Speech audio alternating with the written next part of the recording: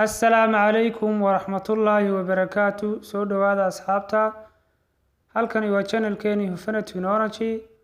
Asxaabta maanta waxaynu ka hadli doonaa cashar ka mid ah casharaanteeni SQL-ka taasoo aynu hore ugu soo guda jirnay qaybaha kala duwan ee SQL-ka. Haddaba maanta waxaynu ka hadli doonaa backup and restore. Backup-ku waxyaalaha uu inoo qaban doono waxaa ka mid ah xogtaadii inta aanay kaa bixin ama laga dhili garayn inaad backup ka sii qaadatid kabacdi aad hadhowna dib aad u soo ceshan kartid. Marka halkan waxaa inooga muuqda databases kala duwan.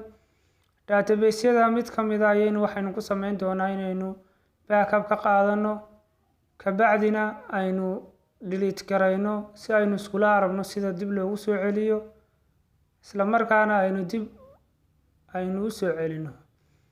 Haddaba ugu horreyn marka aad doonaysid inaad backup qaadid waxaad dul tegaysaa mid ka mid ah database-yadaada kuu samaysan kabacdi markaad dul tegtid waxaad siin doontaa right click markaad siisid waxaad ka sii dooran doontaa qaybta ay ku qoran tahay tasks kabacdi waxaad ka sii dooran doontaa backup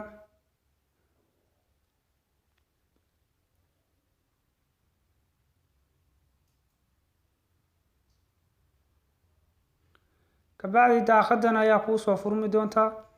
daaqadani waxyaalo badan ayay ku sharxaysaa.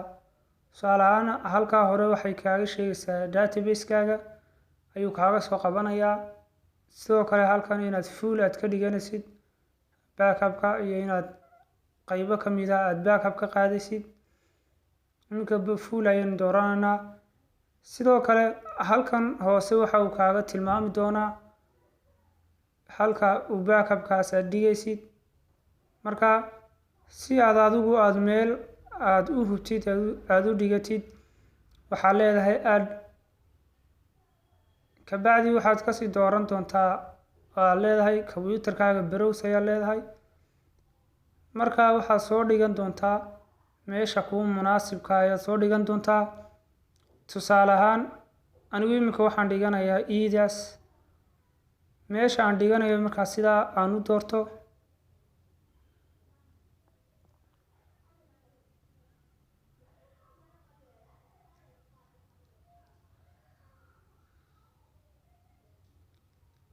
kabacdi waxaad u bixin doontaa magac ayaad backup-kaagaas aad u bixin doontaa. waxaana uga bixinaysaa halkan hoose ay ku qoran tahay file name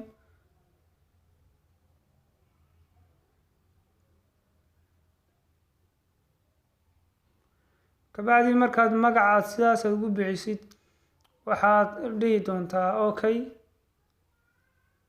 okay markaad dooratid halkaas hoose ayuu inooga soo qaban doonaa halka aynu dhignay. marka waxaad iska saari doontaa location-kii hore ayaad iska saari doontaa.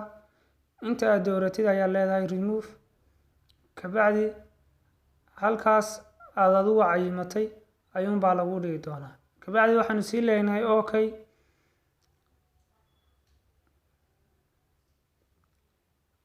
markaynu yiraahno complete ayuu inoo yiri. sidaas ayaa backup looga qaadaa. haddaba si aynu iskula aragno waxaynu tegi doonaa computer-keena kabacdi waxaynu kasii tegi doonaa meeshii aan kasoo dhigay oo ii ahayd.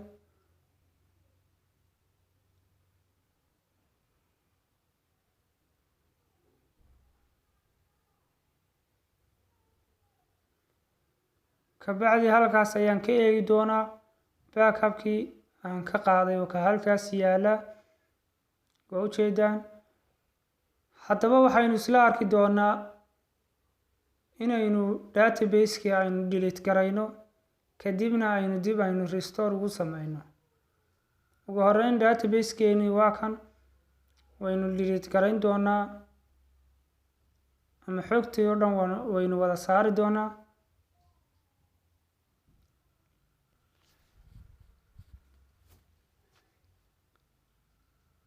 marka waxaynu isla arki doonaa qodobka kale ee kusii xiga oo ah inaynu dib aynu soo celino. iminka haddaynu refresh siino database-keeni waa uu ka maqan yahay. marka waxaynu samayn doonaa inaynu restore markaad sameynaysid right click ayaa databaseska siinaysaa kabacdi waxaad kasii dooranaysaa halka ay ku qoran tahay restore database amaba mid ka mid ah ayaad taabanaysaa kabacdina tasks ayaad kasii dooranaysaa adigoo kasii dooranaya restore kabacdi mid ka mid ah haddii aad dooratid hadhow waxaad bedeli doontaa databasekaas magaciisa ayaad bedeli doontaa waa kan ugu horeyn halkan waxa uu kaaga soo saarayaa database namekaaga iyo waxyaalahaas oo dhan marka waxaynu samayn doonaa inaynu taabano inagu device-ka markaynu doorano ayaynu waxaynu soo dooran doonaa waa laba option oo kale ah inaad databaseska aad kasoo dooratid iyo inaad deviceska aad kasoo dooratid iminka haddii uu databaseska inoo yahay waxay inoo soo qabanayaa keliyata databaseyadii hore inoo jiray inoo soo qabanaya marka device ayaad dooranaysaa kabacdi waxaad kasoo dooranaysaa computerkaaga kadib waxaynu sii leenahay add ayaynu sii leenahay markaas ayaynu kasii dooran doonaa computerkeena backupkii inoo yaalay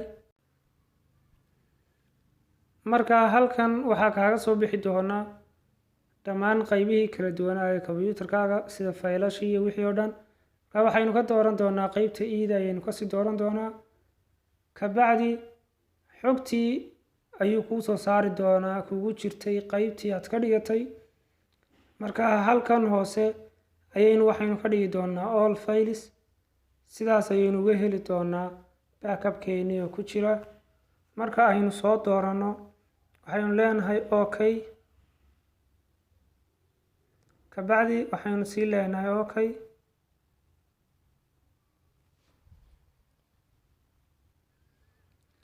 marka waxa uu inoo soo akhrin doonaa databasekeeni ayuu sidaa inoogu soo akhriyey hoos ayaynu u tegi doonaa inagoo dooran doona okay sidaasna waxay inoogu soo ceshmi doonaa ama aynu ku soo celinay database-kii aynu iska delete karaynay marka waa uu inoo dhameeyey haddaba waxaynu rabnaa inaynu isla soo eegno in uu soo biiray database-kii waa kaas halkaa hoose kasoo galay marka asxaabta qaaliga haddii aad wax badan aad ka faa'iideen sida backup iyo restore loo sameeyo waxaynu inaga codsan lahaa inaad subscribe noo saartaan asxaabtiinana la wadaagtaan casharaanta kale ee channelkan ka bixi doonana la socotaan asalaamu calaykum waraxmatullaahi wabarakaatu